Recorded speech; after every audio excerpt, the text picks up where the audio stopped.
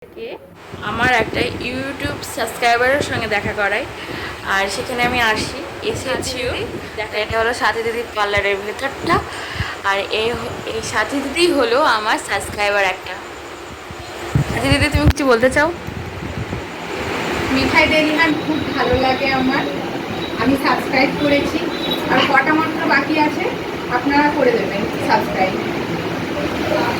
আর গরুমা এখানে এসে, গরুমা কিছু বলতে চাও? গরুমা তো আসোই। এটাই বলতে চাই, যদি কাছাকাছির মধ্যে কেউ থাকো, সাথীর পার্লারে অবশ্যই আসবে। সব রকম কিছু করা হয়, সব কিছু ও নিজেই করে। আর এই যে আমরা এখন এসেছি, বসে আছে, ওয়েটিংয়ে আছি। সাথী দিদি কখন আমাদের কাজ করে দেবে। ও বাবা, এই সাদা ভূতটা আবার কি? সেটা তো তোমরা ভাবছোই। বলো তো, এই সাদা ভূতটাকে আর ওদিকে হলুদটাকে চিনতে পারলে অবশ্যই কমেন্ট করে জানিও যে এরা কারা দুজন বসে আছে। আর এই মানুষের মন তো পরিষ্কার করা যায় না, তো যাই হোক, ওপরটা তো পরিষ্কার করা যায়।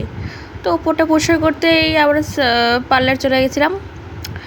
তো পরীক্ষা টরীক্ষা শেষ বলে তো গরুমাতে ঘুরতে এসেছি, তোমরা তো অবশ্য জানো, আর বারবার বলবোও না। আর সাথীদির পার্লারে এসেছি, হুট করে ঠিক করা হলো গৌরীমার আর আমার যে বিকালবেলা বসে আছি, কোথায় যাব ভাবছিলাম। তো ভাবতে ভাবতে এটাই আমরা দুজন সিদ্ধান্ত নিলাম যে সাথীদির পার্লার থেকে একটু ঘুরে আসি, একটু নিজেদের চেঞ্জ করে আসি। তো ঘুরতে ঘুরতে আমি, গৌরীমা, নমিতা মাসি সবাই মিলে একটুখানি পার্লার থেকে ঘুরে এলাম। তো ওখানে তো দেখতে পাচ্ছ অলরেডি আমার ক্যামেরাম্যান ক্যামেরা করছে। ক্যামেরাম্যানের কথা তো ক্যামেরা সে খুবই ভালো করে করে, আমাকে অবশ্য করবে না, কেন যার টিচারই আছে সুন্দর। তো যাই হোক, বেশি কথা বলে ফেললাম, তোমরা কিন্তু কিছু মাইন্ড করো না। আমি একটু মজা করে কথা বলতে বেশি পছন্দ করি।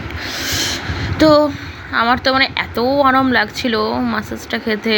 আর এরা সবাই আমার বন্ধু হয়ে গেছে, প্রত্যেকেই আমার ইউটিউব ভিডিও দেখতে ভালোবাসে। এমন কি যদি আমি ভিডিও একদিন দেরি হয়ে যায়, বলে যে কেন তুমি ভিডিও করছো না। যাই হোক, আমাকে সবাই ভালোবাসে, তোমরাও ভালোবেসো।